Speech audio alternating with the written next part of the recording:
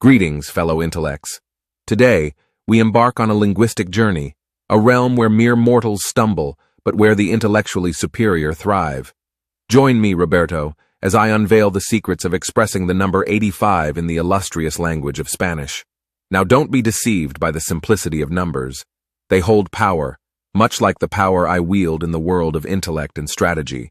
Today, we focus on the seemingly mundane yet profoundly important task, saying 85 in Spanish.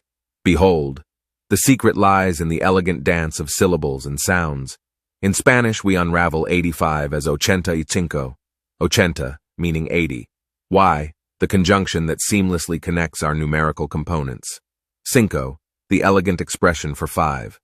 85, a linguistic masterpiece. Pronunciation, my dear viewers, is the key to wielding this linguistic power. Let's not forget, we're not stumbling through the dark like our feeble counterparts.